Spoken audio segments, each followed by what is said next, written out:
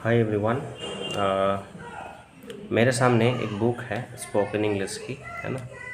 तो मैं इस बुक में कोशिश कर रहा हूँ कि एकदम बेसिक से आप लोगों को जो बुक में है वो आपको समझाया जाए, ठीक है।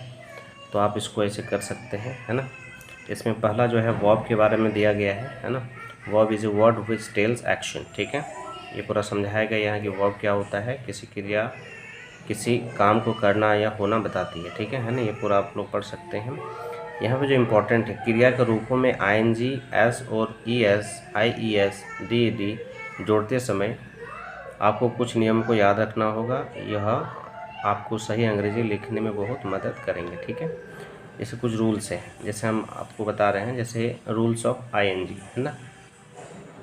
जैसे वर्ब की आईएनजी फॉर्म का प्रयोग ज़्यादातर कंटिन्यूस टेंस और अन्य स्थानों पर होता है, ठीक है। आपको सिर्फ वर्ब के 3 रूपों को मुख्य रूप से याद करना है, मतलब V1, V2, V3 3 चीज़ याद करना है आपको, है ना। क्रिया के चौथा रूप को याद करने की ज़रूरत नहीं है, ठीक है, क्योंकि उसमें हम क्या करते हैं, देखिए, सिर्फ आपको क्रिया के प्रथम रूप के साथ आईएनजी जोड़ना है। बोलते समय यहाँ सिर्फ आईएनजी इंग की आवाज़ आती है, ठीक है। लेकिन लिखते समय आपको कुछ नियमों को याद रखना होगा, जो मैंने नीचे दिए गए हैं। यहाँ पर कुछ एग्जाम्पल है, यह लगभग 90% जगह पर लागू हो जाएगा। कुछ एक्सेप्शनल केसेस भी इसमें है, ठीक है।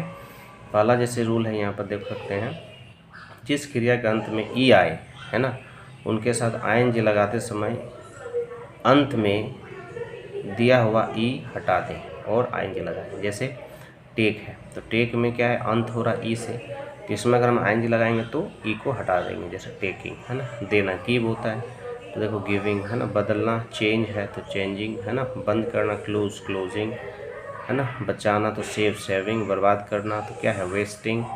सिगरेट पीना स्मोक, स्मोकिंग, है ना। ये हो गया। फिर है, यदि किसी क्रिया की आखिरी अक्षर के बिल्कुल पहले कोई स्वर, जैसे ई आई ओ यू हो, तो आईएनजी लगाते समय आखिरी अक्षर को 2 बार लिखे, है ना।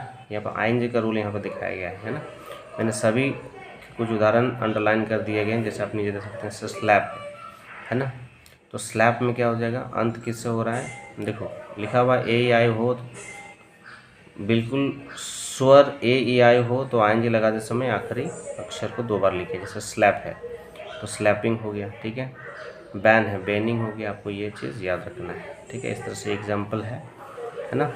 फिर है, जिस क्रिया के आखिरी अक्षर के बिल्कुल पहले दो स्वर आ जाए, जैसे ए ई आई ओ यू हो, तो आखिरी अक्षर को 2 बार ना लिखे, सीधे एंज लगाए, जैसे ईट, है ना।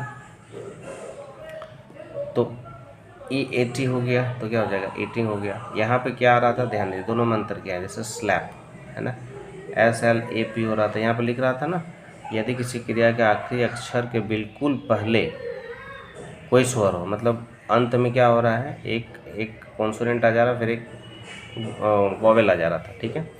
तो इस केस में हम कर देते हैं डबल, है ना। लेकिन यहाँ पर क्या हो रहा है, जिस क्रिया के आखिरी अक्षर के बिल्कुल पहले 2 स्वर आ जाए, मतलब अंत में टी है लेकिन इससे पहले 2 स्वर आ रहा है ना, ए या यू 2 चीज़ आ जा रहा है, तो हम सिर्फ आईएनजी लगाएंगे, ठीक है, मतलब उसको रिपीट नहीं करेंगे। स्पीक है, स्पीकिंग, है ना। फाड़ना है, टियर है, टेयरिंग, ठीक है। वेयर है, वेयरिंग। कीप है, कीपिंग, है ना। आपको ये चीज़ दोनों में अंतर समझना है, ठीक है, कि अंत में एक कॉन्सोनेंट, उससे पहले एक वॉवेल, तो हम डबल करके लिखते हैं। लेकिन अंत में एक कॉन्सोनेंट, उससे पहले 2 वॉवेल है, तो हम क्या करते हैं, डबल नहीं करते हैं लास्ट वाला को, ठीक है। ये कुछ एग्जाम्पल था। फिर है, जिस क्रिया के अंत में डबल ई हो तो सीधे आईएनजी लगाएं। अगर किसी वर्ब के अंत में क्या हो, डबल ई आ रहा है, तो सीधे आईएनजी लगा देंगे, जैसे सी, सीइंग हो गया, एग्री, एग्रिंग हो गया, इस तरह से, ठीक है। फिर है, जिस क्रिया के अंत में WRY हो और उनके पहले कोई स्वर, जैसे ये हो, है ना, तो WRY को 2 बार ना लिखे, सीधे आईएनजी लिखे। जैसे देखो, एक तो है ALLOW, अंत में देखो W आ रहा है ना, और उससे पहले कोई स्वर आ रहा है ना, तो हम क्या लिखेंगे, सीधे अलाउइंग, है ना। बोरो है, बोरोइंग, है ना। फ्लो है, फ्लोइंग, इस तरह से।